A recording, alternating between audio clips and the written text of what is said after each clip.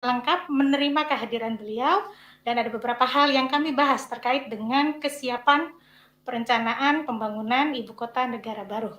Untuk kesempatan pertama nanti kami mohon kesediaan Pak Menteri, hari ini sudah hadir bersama kita Pak Suharso Monoarfa untuk menyampaikan apa saja terkait dengan perencanaan yang sudah dilakukan oleh pemerintah terkait IKN, dan kemudian Pak Ketua, Pak Firly Bahuri akan menyampaikan komitmen ataupun kesiapan KPK untuk turut mengawal dalam perencanaan dan pelaksanaan persiapan pembangunan IKN. Kami persilakan kepada Pak Suharso.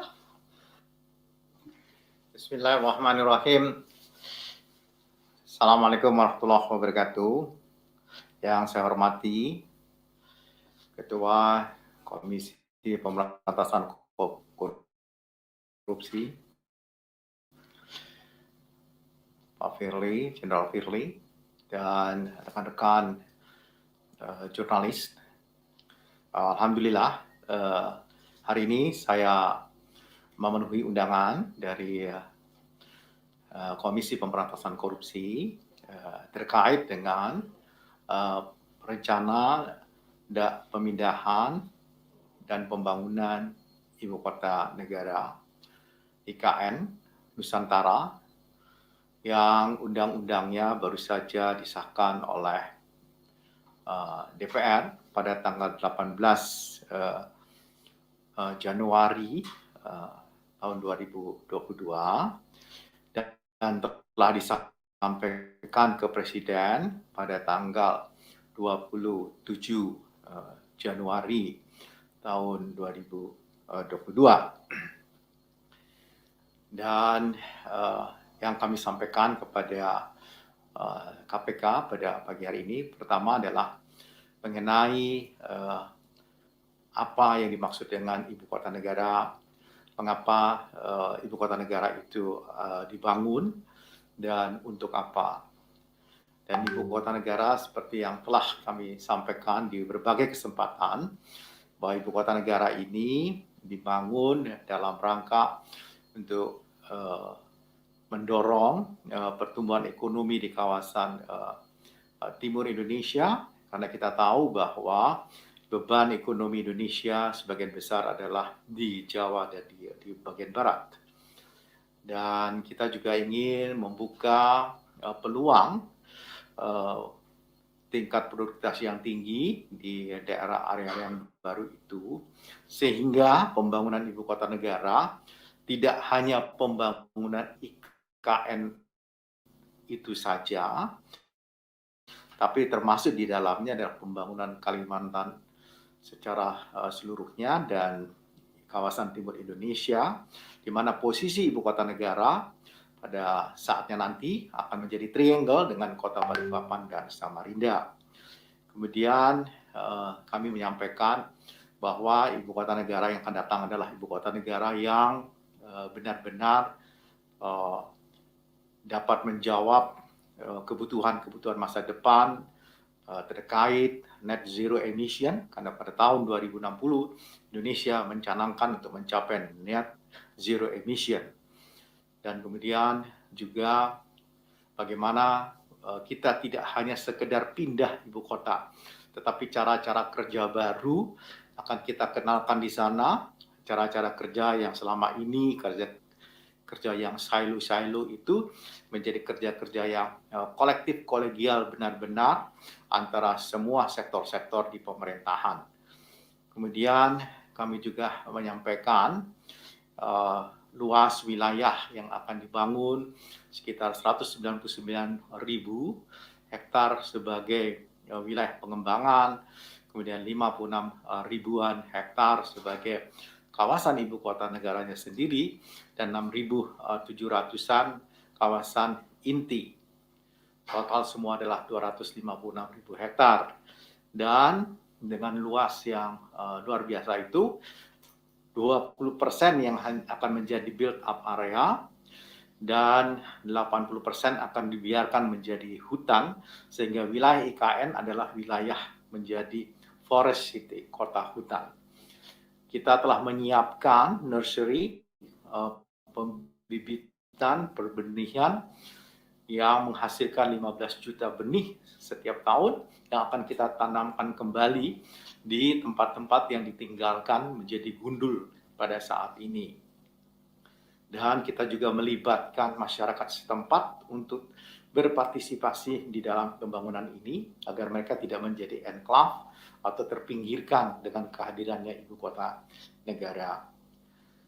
Kemudian kami memohon kepada KPK, dan memang sesungguhnya KPK sudah masuk di dalam Pokja yang dalam hal ini adalah di salah satu komisi yang ikut mengawasi, tetapi kami ingin mengajak lebih tajam lagi dalam hal persiapan perencanaan dan pembangunan yang sedemikian rupa agar pertama tidak terjadi inefisiensi dalam hal harga-harga biaya-biaya lahan, kemudian inefisiensi terhadap harga-harga yang lainnya, dan mengakibatkan terjadi kenaikan eskalasi yang tentu memberatkan kita semua dalam pembangunan ibu kota negara yang akan datang. Bahkan kami tadi telah mendengar sesungguhnya bukan hanya pencegahan-pencegahan yang umum yang harus kita lakukan, tetapi seringkali orang nunut di dalam prosedur-prosedur yang ada, sehingga kita akan berhati-hati supaya prosedur-prosedur yang diregulasikan itu tidak membuka peluang terbentuknya atau terjadinya korupsi. Jadi kami ingin melanjutkan ini dengan KPK. Kebetulan Bappenas dengan bersama KPK adalah di dalam Stranas Pencegahan Korupsi, sehingga kami akan membuat rencana aksi khusus terhadap pembangunan IKN. Saya kira itu dari saya. Terima kasih. Terima kasih Pak Menteri. Sebelum saya ke Pak Ketua, saya ingin mengundang rekan-rekan jurnalis yang mengikuti konferensi pers ini melalui akun media sosial KPK untuk nanti dapat menyampaikan komentar ataupun tanggapannya dengan memanfaatkan fitur yang tersedia. Baik, kami persilakan Pak Ketua. Bismillah. Assalamualaikum warahmatullahi wabarakatuh. Selamat siang dan salam sejahtera untuk kita sekalian. Om Swastiastu, Salam, Namo Buddhaya, Salam Kebajikan. Yang kami hormati Bapak Menteri PPN, Kepala Bappenas, rekan-rekan, wartawan, jurnalis, dan segenap anak bangsa dimanapun berada. Siang hari ini kami memang berdiskusi terkait dengan rencana pembangunan ibu kota negara, sebagaimana telah diundangkan, dan tentu ini adalah menjadi perhatian kita bersama. Kita ikut terpanggil untuk mengikuti perkembangan tentang rencana pembangunan ibu kota negara. Tadi kami hadir lengkap 5 pimpinan, lengkap juga dengan pejabat struktural KPK, semua deputi hadir, dan jajaran Bappenas juga hadir. Kami mengikuti, mencermati apa-apa yang disampaikan oleh Bapak Menteri Bappenas. Dari paparan tadi tentu kami ingin mengambil peran, terutama dalam rangka rencana pembangunan ibu kota negara. Yang pertama, kami memandang perlu melakukan sinergi, koordinasi, dan kolaborasi dengan seluruh kementerian lembaga, terutamanya yang terkait langsung dengan IKN.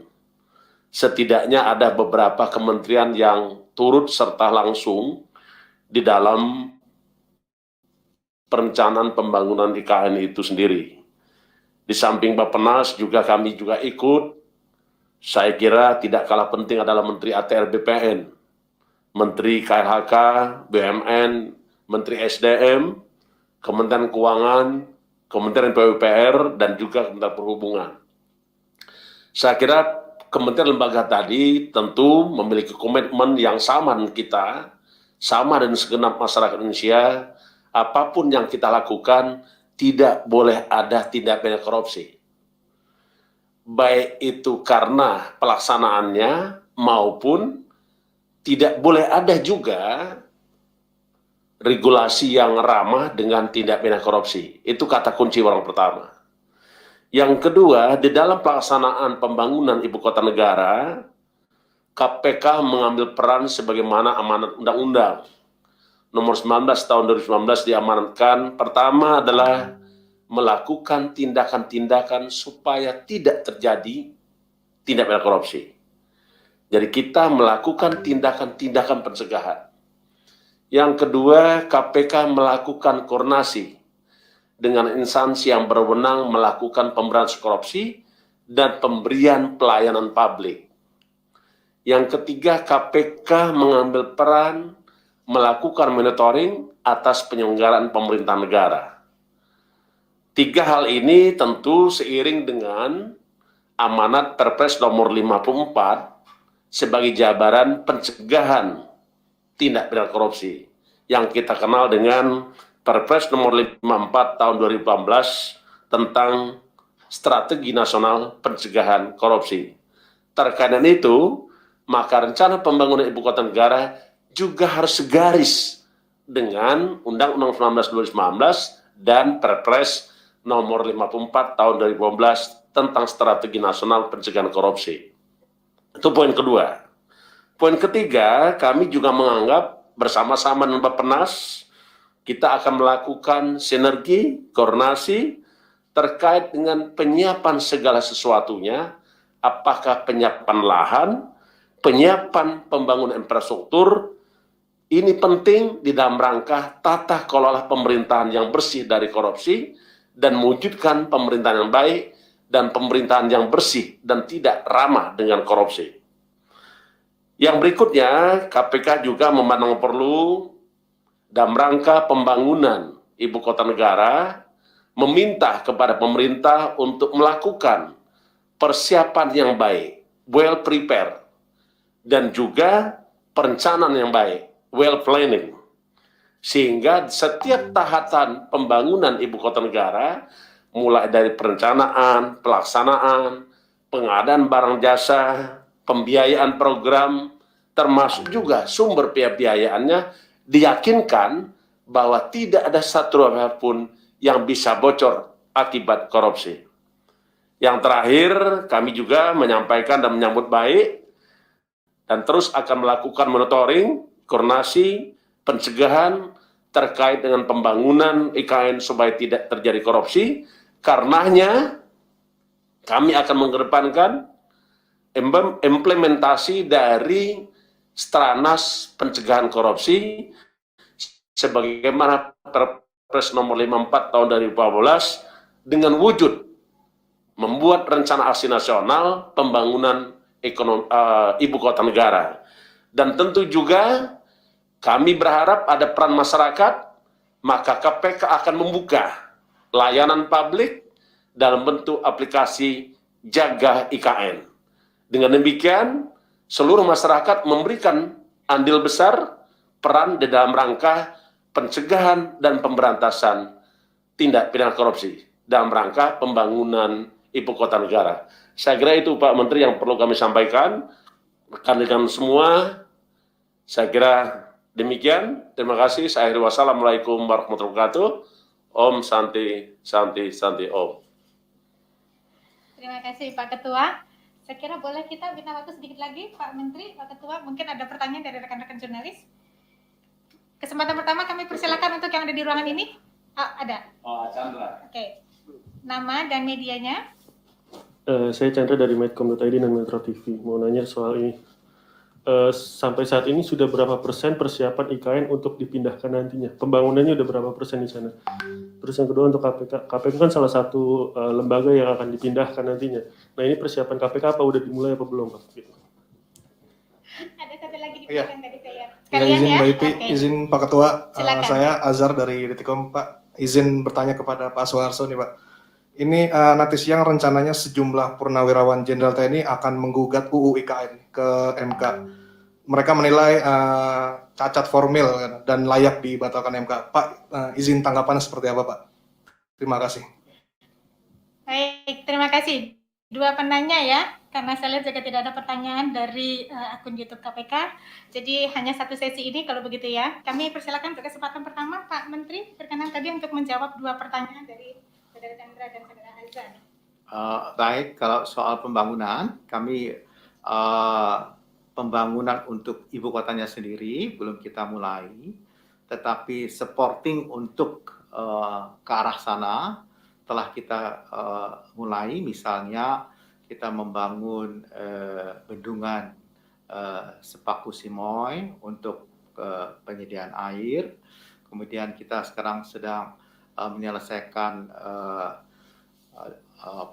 jalan logistik supaya memudahkan untuk pengangkutan logistik.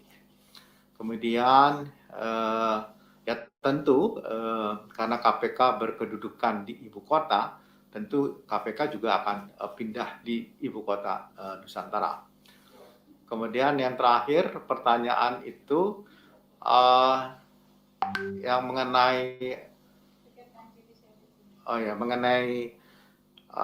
GR di MK, saya kira ya kami tentu akan mempelajarinya apa yang diketengahkan, dikemukakan di sana, apakah cacat formil dan cacat material nanti kita periksa. Saya belum baca petitum yang diajukan. Terima kasih. Terima kasih Pak Menteri. Untuk pertanyaan kedua mohon berkenan Pak Ketua tadi terkait dengan peran KPK dalam kewenangan yang lainnya. Baik, terima kasih.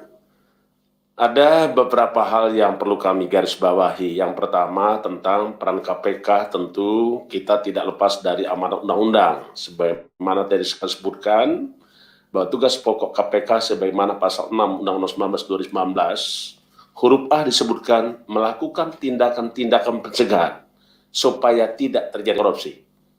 Karena itu, kita mengambil peran untuk pencegahan. Yang kedua, KPK melakukan koordinasi dan instansi yang berwenang melakukan pemberantasan korupsi dan pelayanan publik. Tentu kita akan melakukan koordinasi dengan kementerian lembaga yang memiliki peran di dalam rangka pembangunan IKN itu sendiri. Misalnya, kami akan berbicara dengan PUPR, kami akan berbicara dengan BUMN, kami pun juga akan bicara dengan Kementerian SDM, termasuk juga Kementerian ATR BPN, terkait dengan penyiapan lahan, dan juga kementerian-kementerian lain terkait. Yang ketiga, peran KPK adalah melakukan monitoring tentang penyelenggaraan pemerintahan negara. Inilah peran KPK yang harus kita mainkan. Yang keempat, KPK juga akan melakukan supervisi karena wilayah calon ibu kota negara itu masuk di dalam wilayah 4 kedeputian koordinasi supervisi, maka peran koordinasi supervisi juga kita akan kedepankan dalam rangka upaya-upaya meniadakan celah dan peluang terjadi korupsi. Itu yang pertama yang kami ingin respon. Yang berikutnya tentang kepindahan KPK ke ibu kota negara yang baru. Kita tidak pernah berkeberatan pindah. Ada satu hal yang mendasari kenapa kita tidak keberatan, yaitu peran daripada kita selaku aparatur sipil negara. Perannya ada 3. 1, ASN sebagai pelaksana kebijakan. Yang kedua, ASN itu adalah sebagai pemberi pelayanan publik. KPK memberikan pelayanan publik. Dan yang ketiga, yang paling penting lagi adalah ASN itu merupakan perkat kesatuan dan persatuan bangsa negara. Sehingga dimanapun KPK berada, 3 hal tersebut harus dimainkan. Dan undang-undang memang menyebutkan, dalam Undang-Undang 19 2019 dikatakan KPK berkedudukan di ibu kota negara. Tentu ini juga harus kita laksanakan. Saya kira itu, terima kasih. Terima kasih Pak Ketua. Baik rekan-rekan, saya kira sudah lengkap yang disampaikan oleh Pak Ketua dan Pak Menteri. Terima kasih untuk perhatian rekan-rekan. Wassalamualaikum warahmatullahi wabarakatuh.